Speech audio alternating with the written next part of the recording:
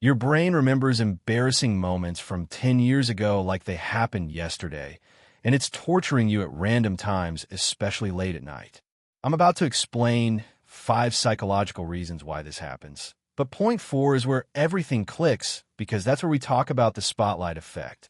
The cognitive bias that's been making these memories 40% more painful than they need to be. Points 1 through 3 set up the science, but point 4 is the relief you've been looking for. Don't skip ahead, let it build. 1. The evolutionary memory system. Your brain has what neuroscientists call an autobiographical memory system, and it's specifically designed to remember events that carried strong emotional weight, especially moments that involve social threat or potential rejection. Because from an evolutionary perspective, remembering when you were rejected by the tribe or made a social mistake was literally a survival skill. Research shows that memories attached to self-conscious emotions like embarrassment, shame, or social anxiety get encoded with what's called emotional tagging, which means your amygdala floods those memories with stress hormones during the initial experience, and that chemical cocktail essentially burns the memory into your hippocampus with permanent marker. So when you remember waving back at someone who wasn't waving at you, that's not your brain being cruel. That's your ancient survival system, making sure you never make that specific social error again. Because back when humans lived in small tribes, one major social mistake could mean exile, which meant death. 2. Why some people remember more. Here's what most people don't realize. Not everyone experiences this level of cringe recall, and if you do, it means you likely have higher levels of what psychologists call self-consciousness, which isn't the same as low self-esteem. It's actually a form of social intelligence. People with active autobiographical memory systems, combined with high self-monitoring personality traits, have brains that are constantly running simulations about how they're perceived by others, and this requires an enormous amount of cognitive processing power. Your brain essentially keeps a detailed archive of every moment where the gap between how you wanted to be perceived and how you think you were actually perceived grew too wide, and it files those moments under urgent review. Studies on memory consolidation show that people who score high on neuroticism and conscientiousness, 2 traits linked to deep thinking, have significantly stronger recall of negative self-relevant events compared to positive ones. And this isn't pessimism. It's your brain prioritizing the information it believes will keep you socially safe. 3. The 3 a.m. replay phenomenon. There's a reason these memories specifically attack you at night when you're trying to sleep, and it has everything to do with something called the default mode network, which is the part of your brain that activates when you're not focused on external tasks. During the day, your prefrontal cortex is busy managing your current reality, but the moment you lie down in a quiet, dark room with no distractions, your default mode network switches on, and it starts reviewing your social performance like a coach watching game footage.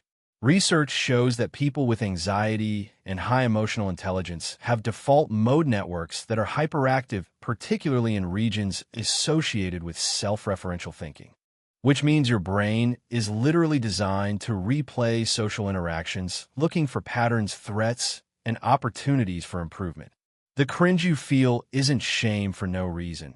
It's your brain's way of saying, I've identified a pattern we need to avoid, and I'm going to make you feel uncomfortable enough that you'll remember this lesson forever. And the 3 a.m. timing happens because that's when your cortisol levels start rising in preparation for waking, which can trigger emotional memories stored in your amygdala. 4. The spotlight effect illusion.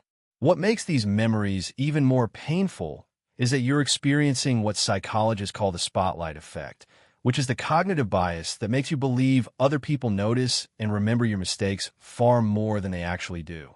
Research by Thomas Gilovich showed that we overestimate how much others pay attention to our behavior by roughly 40%, which means that embarrassing thing you said that you've replayed 500 times was probably forgotten by everyone else within 20 minutes. Your brain doesn't know this, though, because it's operating on ancient software that assumes everyone in your tribe is watching and judging your every move, because that's how survival worked for 200,000 years of human evolution. The reality is that everyone else is too busy replaying their own embarrassing moments to remember yours, but your brain, with its superior emotional memory system, doesn't care about that reality, because its job isn't to make you feel good. Its job is to keep you safe, and in the social realm, that means remembering every time you weren't safe, so you can avoid it happening again. 5. The intelligence hidden in cringe. Here's the part that changes everything.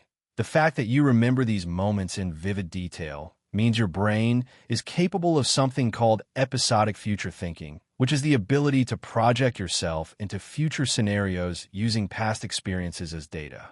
Psychology research shows that people who have strong negative memory recall also score higher on tests measuring social problem solving and emotional regulation, because they've essentially trained their brains to run thousands of simulations.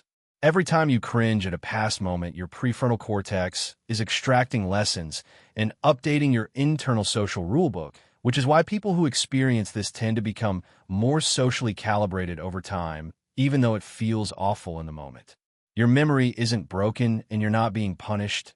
You're actually experiencing a cognitive feature that allowed your ancestors to navigate complex social hierarchies, and it's the same feature that makes you perceptive, empathetic, and careful in your interactions with others today. So the next time a cringe memory hits you at 3 a.m., instead of spiraling into shame, try to recognize it for what it actually is: your brain's advanced emotional memory system doing exactly what evolution designed it to do, which is protect you by making sure you learn from social experiences. That uncomfortable feeling means your brain thinks you're intelligent enough to learn from the past and careful enough to apply those lessons to the future.